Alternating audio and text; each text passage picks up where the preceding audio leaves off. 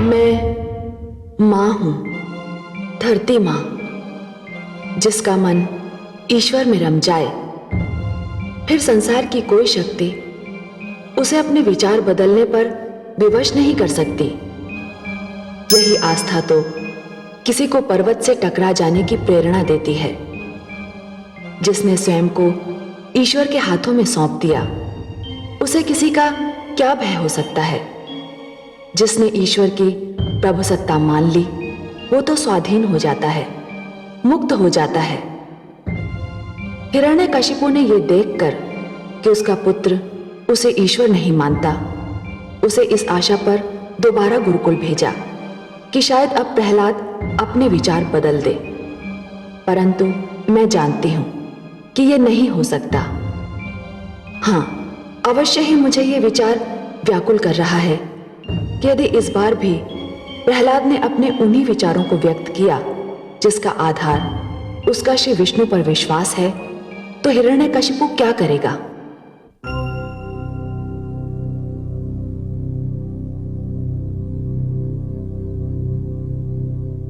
महारानी की जय हो। आपने बुलाया मुझे? हाँ चित्रा, राजकुमार प्रहलाद असुर सभागार में पधारने वाले हैं।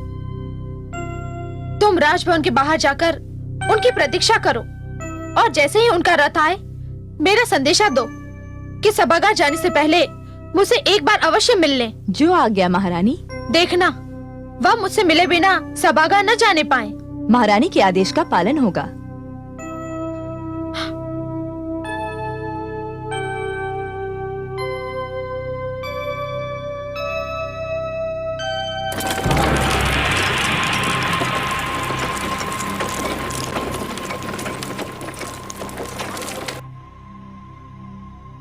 आइए।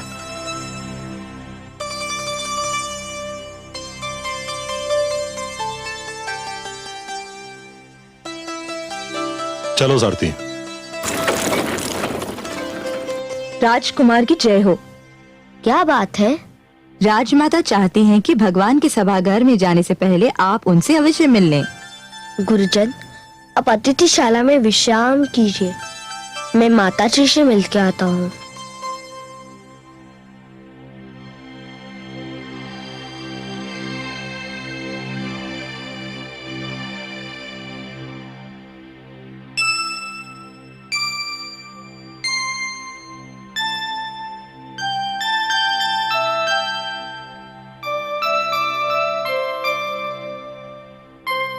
माते, पुत्र, मेरा पुत्र, मेरे प्राण, मेरे नैनों की ज्योति, बस एक बार मेरी एक बात मानेगा? कहिए माते। अपने लिए ना सही, मेरे लिए, अपनी माँ के लिए, मन से ना सही, केवल मुख से एक बार अपने पिता को भगवान कह दे। पुत्र, मन में तू जो मानता है वही मान, एक बार मुख से कह दे। माते, अब एक बात मैं पूछूं? क्या? यदि आप किसी के विषय में ये सुन ले कि उसके मुख पर कुछ और रहता है, मन में कुछ और, तो आप ऐसे व्यक्ति के विषय में क्या सोचेंगी? क्या आप ऐसे व्यक्ति को ढोंगी नहीं कहेंगी? माते, क्या आप चाहेंगी कि आपका पुत्र, आपके नैनों की ज्योति, एक चरित्रहीन व्यक्ति के रूप में जाना जाए, जिसके मुख पर कुछ और रहता है, मन में कुछ और? पर पुत्र, वो तुम्हारा वध कर देंगे, तुम्हें मार डालेंगे। यदि विधाता ने मेरी मृत्यु का रूप निर्धारित किया है और मेरी मृत्यु के लिए आज ही का दिन चुना है, तो माते, मैं मुख से कुछ भी कहूँ, मुझे आज ही मरना होगा। और यदि मुझे आज नहीं मरना है, तो मैं मुख से जो भी कहूँ, मुझे आज कोई नहीं मार सकता। माते, माँ से पुत्र को बल मिलता है। ईश्वर पर विश्वास के पश्चात आप ही का प्यार मेरी सबसे बड़ी शक्ति है। चलिए माते, पिताश्री प्रतीक्षा कर रहे होंगे।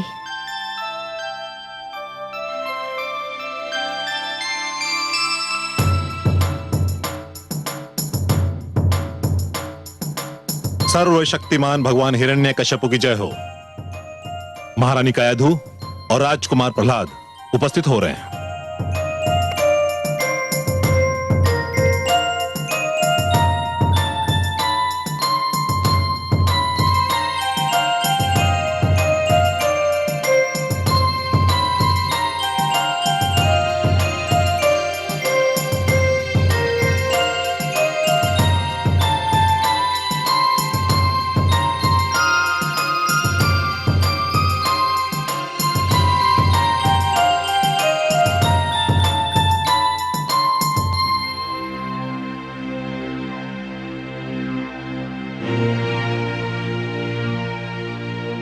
पूज्य पिताश्री के दर्शन पाकर धन्य हो गया। आयुष्मान भव। पुत्र, बताओ तुम्हारे गुरुजनों ने तुम्हें क्या शिक्षा दी? हे पूज्य पिताश्री, मेरे गुरुजन ने मुझे वो सारी शिक्षा दी जो उनके पास है। यदि उस शिक्षा का कुछ अंश मैं ग्रहण कर सका तो इसका श्रेय मेरे गुरुजन को है, और यदि उसका कुछ अंश मैं ग्रहण नहीं कर सका तो इसमें सारा दोष मेरा अपना है। मेरे गुरुजन श्री शन और श्री अमर, उनका कोई दोष नहीं है। क्या उन्होंने तुम्हें बताया कि ईश्वर कौन है? हे पूज्य पिताश्री, उन्होंने मुझे वो सब कुछ बताया जो आपने उन्हें बताने का आदेश दिया था। तो बताओ, ईश्वर कौन है? ईश्वर वो है जिसके आगे सब सिर झुकाते हैं। ईश्वर वो है जो सबका पूज्य है। सुंदर, अति सुंदर। ईश्वर वो है जो सर्वशक्तिमान है। उत्तम, अति उत्तम। ईश्वर वो है जिसके अस्तित्व को कोई नकार नहीं सकता। सत्य, सर्वथा सत्य। ईश्वर वो है जिसे मैं देख रहा हूँ, जो सर्वव्यापक है। धन्य हो पुत्र, धन्य हो। बस तुम बोलते जाओ, बोलते जाओ। ईश्वर वो है जो मेरे हृदय में वास करता है। ईश्वर वो है जो मेरे समक्ष है। मैं प्रसन्न हूँ, अति प्रसन्न। राजकुमार प्रहलाद की जय।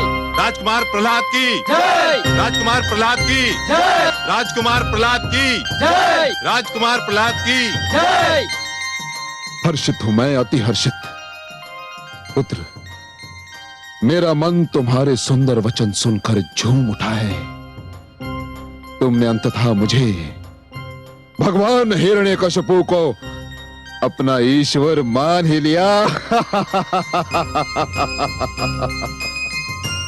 मैंने ये तो नहीं कहा पिताश्री, मैं तो आपकी आज्ञा अनुसार ये बता रहा था कि ईश्वर कौन है। ये तुम क्या कह रहे हो? क्या मैं तुम्हारे लिए पूज्य नहीं हूँ? अवश्य है। तो फिर आप मेरे पिता हैं महाराज, और पिता संतान के लिए पूज्य ही होता है। किंतु तुमने कहा कि ईश्वर वो है जो सर्वशक्तिमान होता है। ईश्वर वो है जिसे तुम देख रहे हो। ईश्वर वो है जो तुम्हारे समक्ष है। तो फिर मैं ही सर्वशक्तिमान हूं। मुझे ही तुम देख रहे हो और मैं ही तुम्हारे समक्ष हूं। ये सत्य है पिताश्री कि मैं आपको देख रहा हूँ, आप मेरे समक्ष है, परंतु मेरा मन किसी और की लीला देख रहा है। मेरे मन के आंखों के समक्ष कोई और है। किसे देख रहे हो तुम? कौन है तुम्हारे मन की आंखों के समक्ष? बोलो। जो मेरे मन में वास करता है, जो मेरा ईश्वर है। कौन है तुम्हारा ईश्वर? जो सबका ईश्वर है, जो अजन्मा है, अनादि है, अनंत है। मूढ़, धूर्त, उसका नाम तो बता। सहस्त्र नाम है उसके। जनार्दन, जगदीश्वर, परमेश्वर, सर्वेश्वर, वासुदेव। पर जो नाम मुझे सबसे सुंदर लगता है वो है विष्णु, भगवान विष्णु।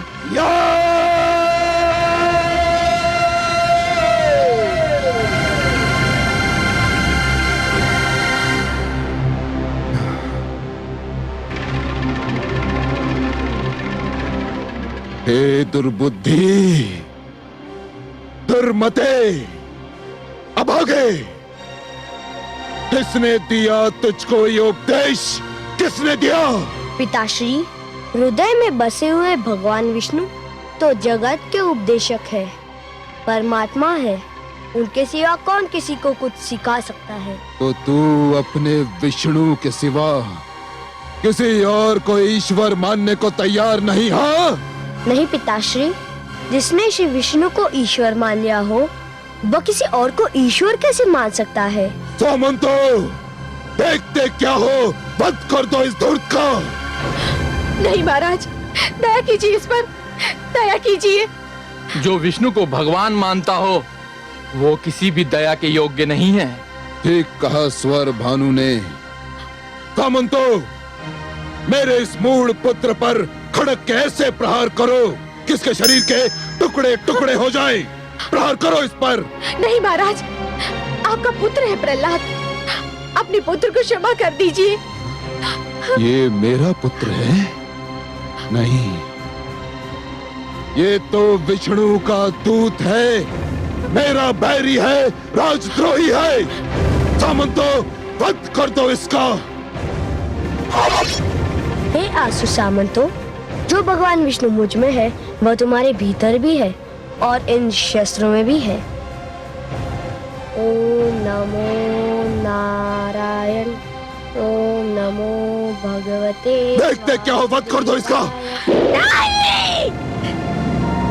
क्या हुआ महादेवी? करुणा सागर, असुर सामंतों के इतने सारे खड्ग और बेचारे प्रहलाद का अकेला कोमल शरीर, कितना अत्याचार हो रहा है, देखा नहीं आपने? और प्रहलाद ने क्या कहा, सुना नहीं आपने? उसने तो कहा कि उन असुरों के भीतर भी मैं हूं। जब वो भयभीत नहीं है तो आप भयभीत क्यों हैं? तनिक इस अनुपम दृश्य को देखिए तो सही। ओम नमो नारायण, ओम नमो भगवते वासुदेवाय। प्रहार करो इस पे, प्रहार करो। ओम नमो भगवते वासुदेवाय। ओम नमो नारायण, ओम नमो भगवते वासुदेवाय। ओम नमो नारायण, ओम नमो भगवते वासुदेवाय। ओम नमो नारायण, ओम नमो भगवते भैरव, वासुदेवाय। क्या हो गया तुम्हारे शस्त्रों को? क्या इनकी धार पलट गई?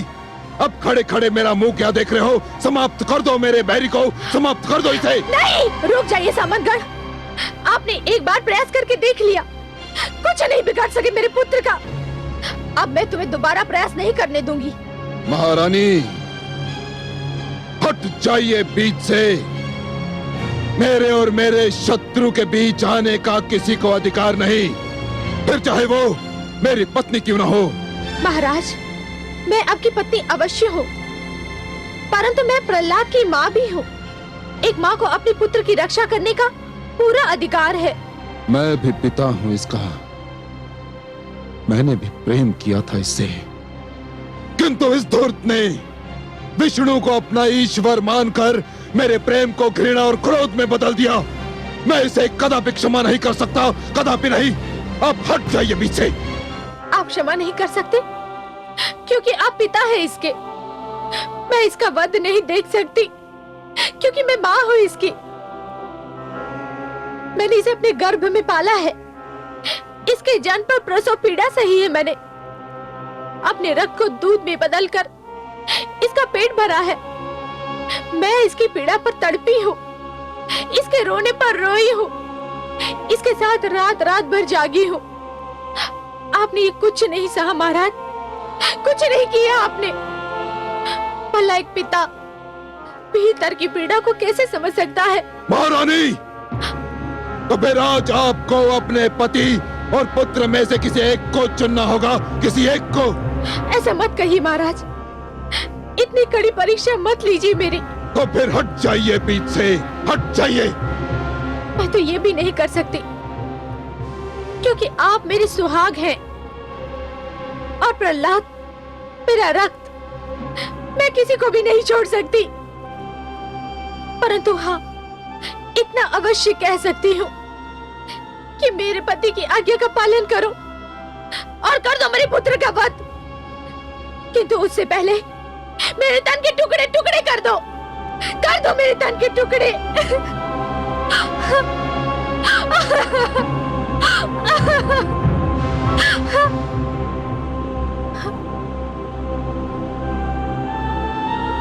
आप रुक क्यों गए?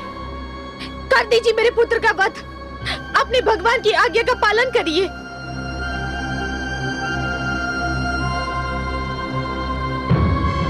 जाने दीजिए भगवान, छोड़ दीजिए। नास्तिक प्रहलाद के साथ अपनी प्राण प्रिय महारानी से भी हाथ धो लेना बुद्धिमत्ता नहीं है। जीवन मृत्यु के प्रवेश के लिए अनेक द्वार रखता है। मृत्यु किसी भी द्वार से प्रवेश कर सकती है।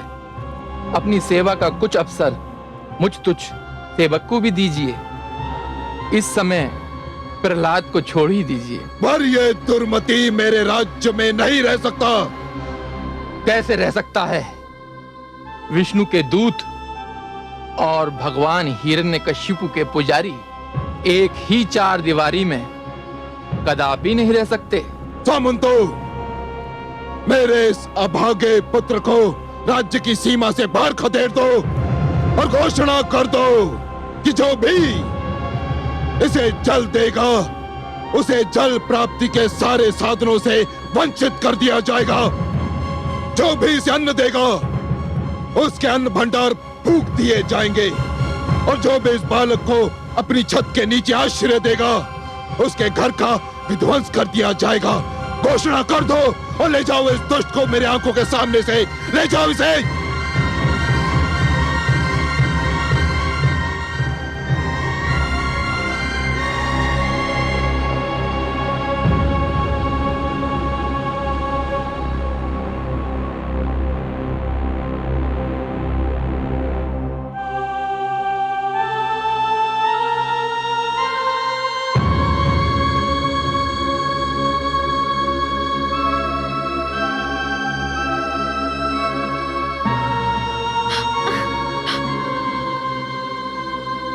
पुत्र, मेरा पुत्र।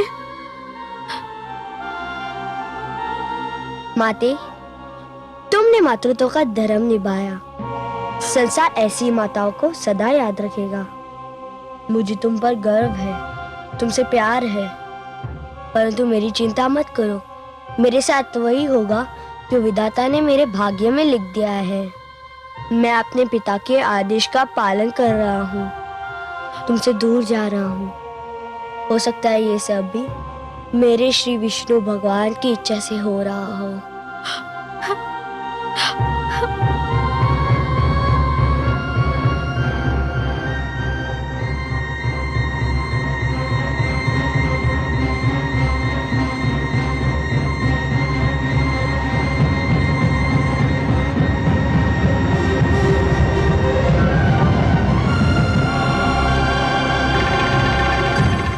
कमल नयन, पुत्र प्रहलाद को दुष्ट हिरण्यकशिपु ने अपने राजभवन से निकाल दिया है। अन्न, वस्त्र और आश्रय के सारे द्वार उसने बंद कर दिए हैं। परंतु वो क्रांतिकारी है महादेवी। क्रांति करके समस्त संसार को बदलने निकला है वो। अरे महादेवी, जो क्रांति करके समस्त संसार को बदलना चाहता है उसे सबसे पहले स्वयं को बदलना पड़ता है। फूलों की सेज को छोड़कर एक क्रांतिकारी को पथरीली खुरदरी भूमि को अपनी शैया बनाना पड़ता है। राजभवन का सुखद जीवन भूलकर कांटों की राह पर चलना पड़ता है। क्रांति की पहली मांग है त्याग और त्याग की पहली मांग है सहनशीलता। अब देखना यह है महादेवी कि पुत्र प्रहलाद त्याग और सहनशीलता की परीक्षा में कितना सफल होता है। परंतु हे कमल नयन, प्रहलाद तो बिल्कुल अकेला है। उसका साथ देने वाला कोई भी नहीं है। सभी तो उसका विरोध कर रहे हैं। हर क्रांतिकारी शुरू में अकेला ही होता है महादेवी। सारे उसके विरोधी होते हैं, परंतु जैसे जैसे उसके विचारों का ताप बढ़ता जाता है विरोध का हिम पिघलने लगता है। उसके विचारों से सहमत होने वालों की संख्या प्रतिदिन बढ़ती जाती है। हाँ, इसमें समय अवश्य लगता है। पत्थर के कण को रत्न बनने के लिए बहुत यातनाएं झेलनी पड़ती हैं महादेवी। और फिर वो अकेला कहां है? उसका विश्वास उसके साथ है, और जहां विश्वास है वहां मैं हूं। जानती हूं मैं, परंतु हिरण्यकशिपु को ये नहीं करना चाहिए। कैसा कठोर है वो। पिता होते हुए भी अपने ही पुत्र पर इतना घोर अत्याचार। कैसा पिता है ये दुष्ट। हिरण्यकशिपु क्या जाने महादेवी कि स्वयं अपने पुत्र प्रहलाद को अत्याचार का लक्ष्य बनाकर वो अपने ही लिए महाविद्रोह का निमंत्रण दे रहा है। उसका हर बढ़ता हुआ पग उसे उसके पतन के निकट ले जा रहा है।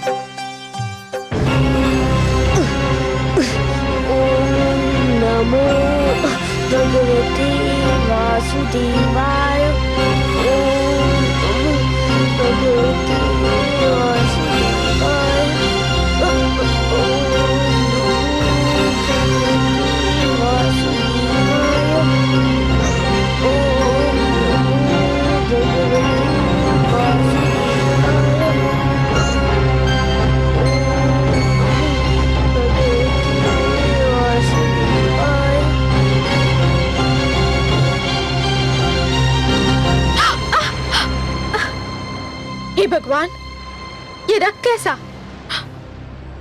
हो ना हो मेरा पुत्र किसी संकट में है, न जाने क्या बीत रही होगी उस पर। क्या हुआ महारानी? अरे ये रक्त कैसे निकल आया? आप तो विश्राम कर रही थी। पता नहीं, लगता है ये रक्त मेरे पुत्र की पीड़ा का संकेत दे रहा है।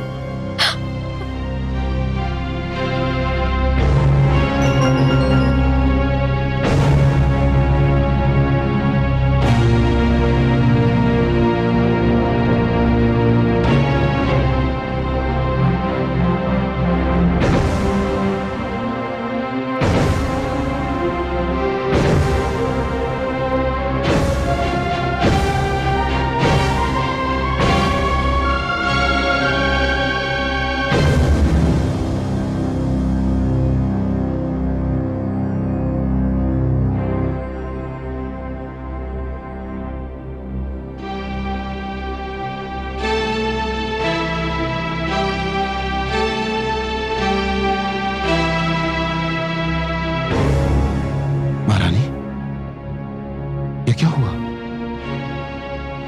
ये रक्त कैसा? आपको चोट कैसी लगी महारानी, बताइए। चोट मुझे नहीं लगी है स्वामी, लगता है हमारे पुत्र को चोट लगी है कहीं। पुत्र को चोट लगती है तो माता को पीड़ा होती है। नाम मत लीजिए उसका मेरे सामने, नाम मत लीजिए उसका मेरे सामने। वो मेरा पुत्र नहीं, वो मेरा बैरी है। मैं तो आपके पांव से बहते हुए रक्त को देखकर चिंतित हूं। मेरा रक्त आपको इतना चिंतित कर रहा है, पर पुत्र के शरीर से जो रक्त बह रहा होगा वह भी तो आपका रक्त है, आपका अपना रक्त। उसकी कोई चिंता नहीं है आपको? उसे क्षमा कर दीजिए स्वामी। नहीं महारानी, सब कुछ हो सकता है किंतु ये नहीं हो सकता। मैं अपने भाई के हत्यारे विष्णु और उसके भक्तों को कदापि क्षमा नहीं कर सकता, कदापि नहीं महारानी। हाँ, यदि वो अपनी भूल सुधार ले, विष्णु का नाम लेना छोड़ दे, मुझे ईश्वर मान ले, तो मेरी बाहें और मेरे मन के द्वार उसके लिए खुले हैं।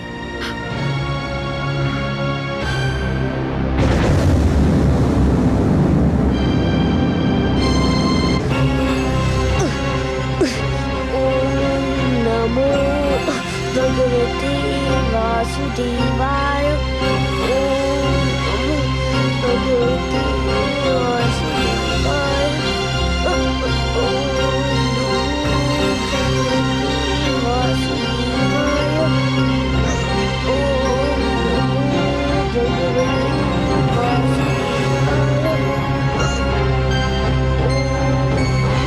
भगवते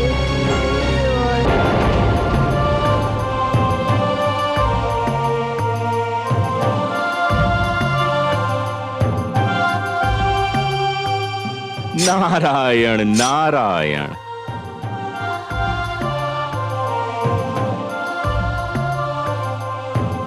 प्रणाम देवर्षि। आयुष्मान भव। पुत्र, कांटों पर क्यों चल रहे थे? तुम अपना मार्ग बदल भी तो सकते थे। गुरु अपने ही पढ़ाए पाठ को भूल जाने को कह रहा है। हे देवर्षि, आप ही ने तो कहा था कि विश्वास का मार्ग कभी ना छोड़ना, वासुदेव को कभी ना भूलना। परंतु पुत्र, इन कांटों ने तो तुम्हारे पांव को लहलुहान कर दिया है, तुम्हें पीड़ा हो रही होगी। शरीर नश्वर है देवर्षि, कांटा चुभेगा तो पांव से लहू अवश्य निकलेगा। शरीर को पीड़ा भी होगी, पर केवल शरीर को, आत्मा को नहीं। मेरी आत्मा को तो श्री विष्णु के महामंत्र ने अपनी सुरक्षा में ले लिया है। शरीर पीड़ा झेल रहा है, परंतु आत्मा आनंद विभोर हो रही है। पर अब तो मुझे कांटों के कारण जो पीड़ा हो रही थी उसमें भी आनंद मिल रहा है।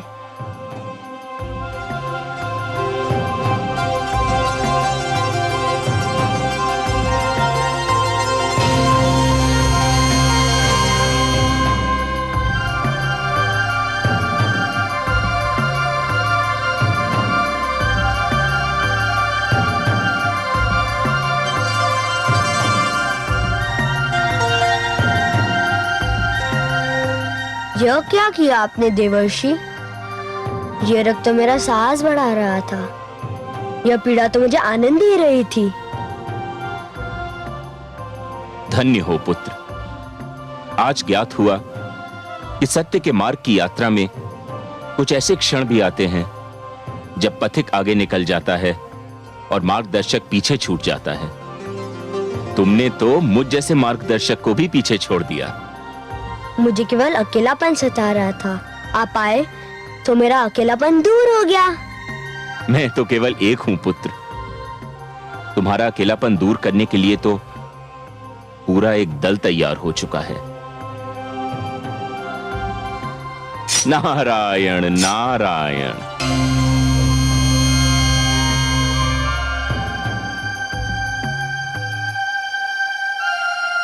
ओम नमो नारायण।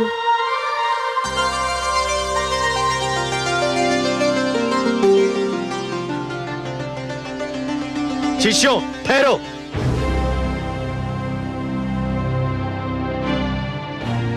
ये सबके सब तुम कहाँ भागे जा रहे हो? हम जा रहे हैं गुरुदेव। अरे वह तो हम भी देख रहे हैं, परंतु कहाँ जा रहे हो? अपने मित्र के पास। मित्र के पास? हाँ, हम राजकुमार प्रहलाद को खोजने जा रहे हैं। हम उन्हीं के साथ रहेंगे। अरे मूर्खों, सर्वनाश होगा तुम्हारा भी और हमारा भी। अगर भगवान हिरण्यकशिपु को इस बात की सूचना मिल गई तो तुम्हारा तो सत्यानाश होगा ही, हमारा जीवन भी संकट में पड़ जाएगा। प्रहलाद ने भगवान हिरण्यकशिपु को ईश्वर न मानने का अपराध किया है, इसलिए उसे दंड दिया गया है। तुम क्यों दंड को निमंत्रण देते हो? वह अपराध तो हमने भी किया है गुरुदेव। हमने भी श्री विष्णु को अपना ईश्वर माना है। ओम नमो भगवते वासुदेवाय।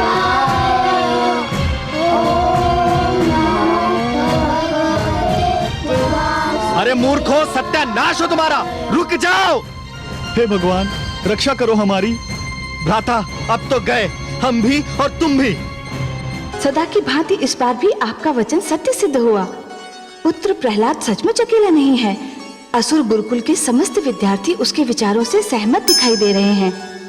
महादेवी, बाल अवस्था में मन की स्थिति कोमल होती है, उपजाऊ भूमि की भांति। इस अवस्था में जो भी विचार मन की धरती में बो दिए जाएं, बहुत सरलता से जड़ पकड़ लेते हैं।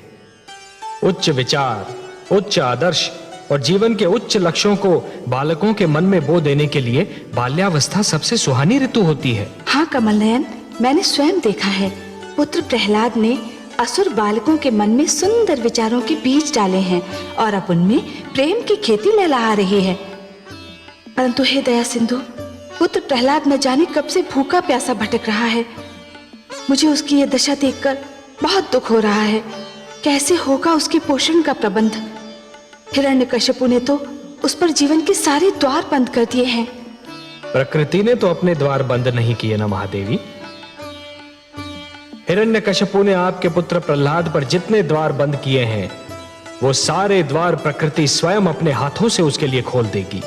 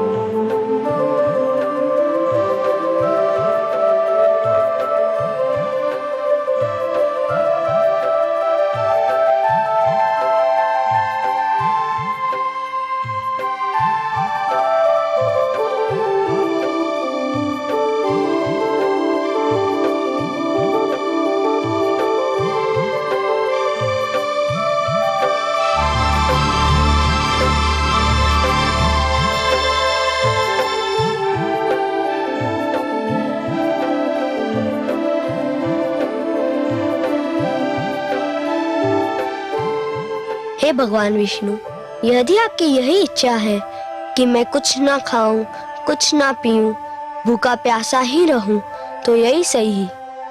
मैं आपकी इच्छा के आगे सिर झुकाता हूँ। मैं भूखा प्यासा रहकर भी आपका नाम जपता रहूंगा, आपके नाम का मंत्र पढ़ता रहूंगा। ओम नमो भगवते वासुदेवाय।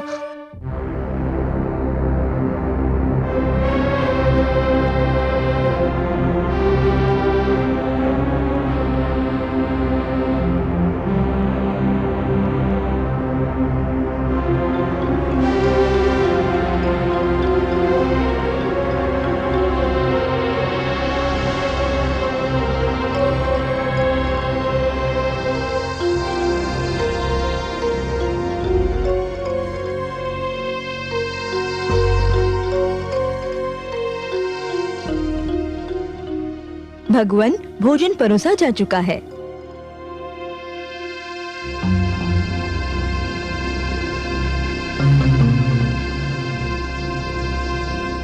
आइए महारानी।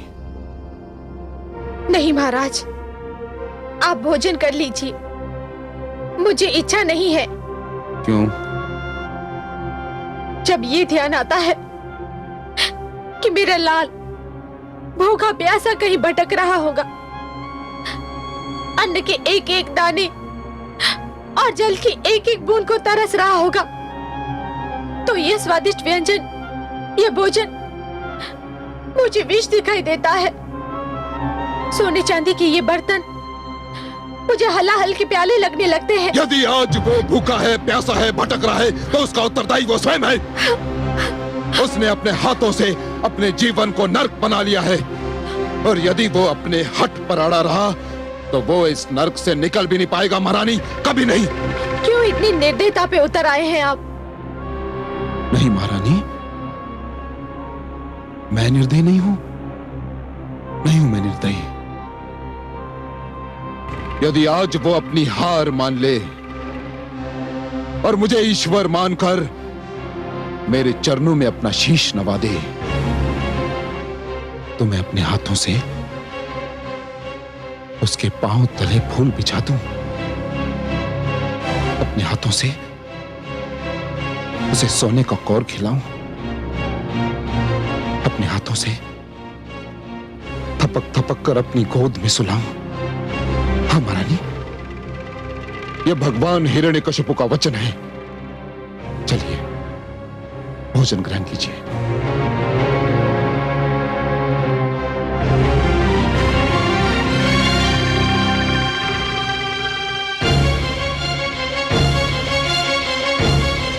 स्त्री, मैं भगवान होकर तुझे समझ नहीं पाया, तुझे कोई समझ नहीं सकता। अहंकार की आग में भस्म हो गया प्यार, पिता पुत्र के बीच में खड़ी हुई दीवार, छोड़ दिया पीछे महल, पकड़ी दुख की राह, प्रभु में जिसकी आस था उसको क्या परवाह, उसको क्या परवाह।